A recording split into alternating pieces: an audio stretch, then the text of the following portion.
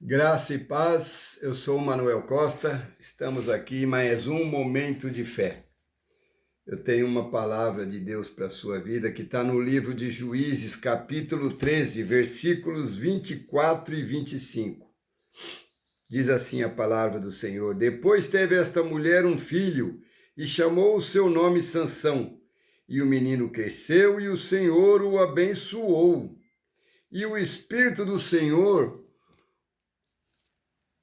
começou a impelir de quando em quando para o campo de Dan, entre Zorá e Estaol.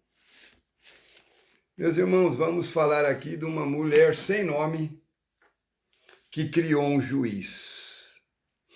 Antes de Sansão se tornar um dos juízes mais conhecidos de Israel, houve uma mãe que recebeu uma missão especial de Deus.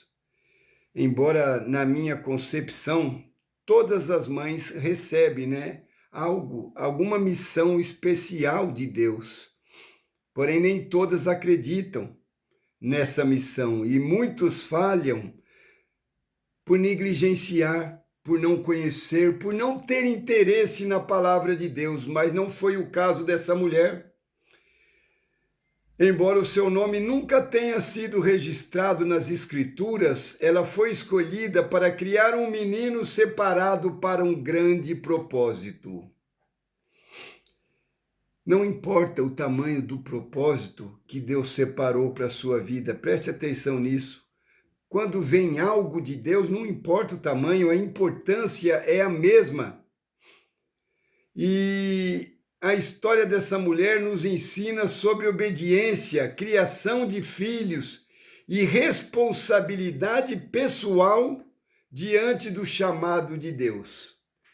A história começa em Juízes, no capítulo 13. Israel vivia sob a opressão dos filisteus quando o anjo do Senhor apareceu à esposa de Manoá.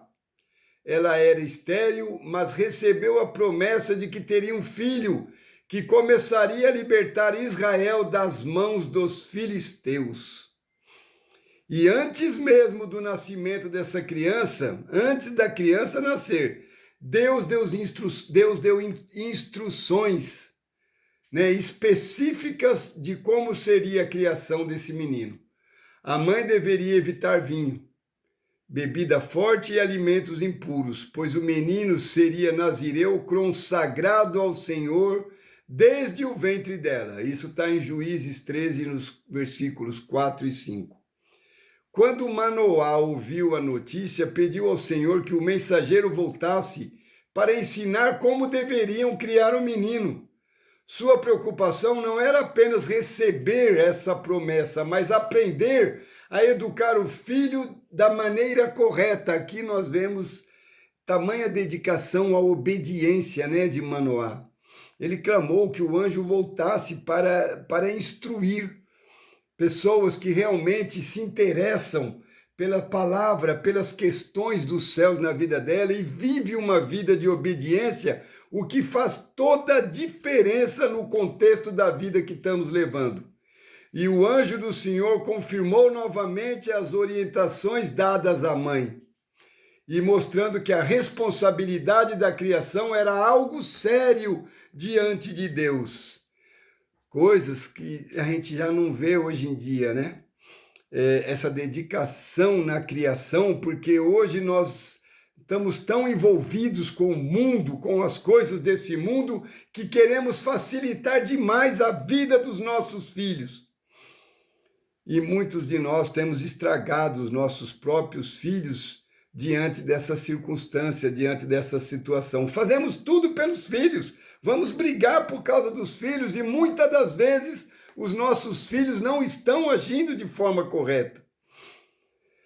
E nós temos que ser sensatos, temos que ser coerentes.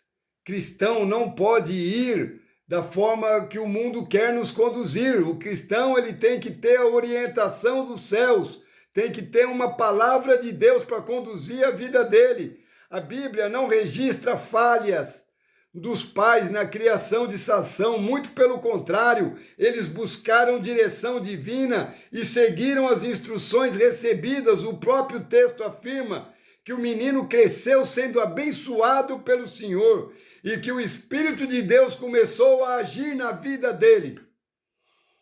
Entretanto, ao chegar à fase adulta, Sansão passou a tomar decisões que trouxeram consequências ruins para a sua vida. Ele insistiu em relacionamentos que contrariavam os conselhos de seus pais e frequentemente agia movido pelos seus próprios desejos. E a sua queda definitiva ocorreu quando ele revelou a Dalila o segredo ligado à sua consagração. E como resultado foi capturado pelos filisteus. Perdeu a visão e foi levado à humilhação. O homem que nasceu para ser o libertador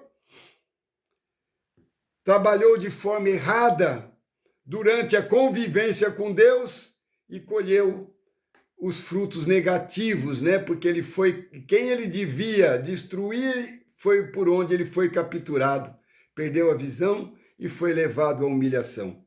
Mas Deus ainda não havia terminado essa história, porque em seu momento mais difícil, Sansão clamou ao Senhor novamente, e pela misericórdia, Deus lhe concedeu força uma última vez. Na sua morte, ele derrotou mais inimigos do que havia derrotado durante grande parte da sua vida.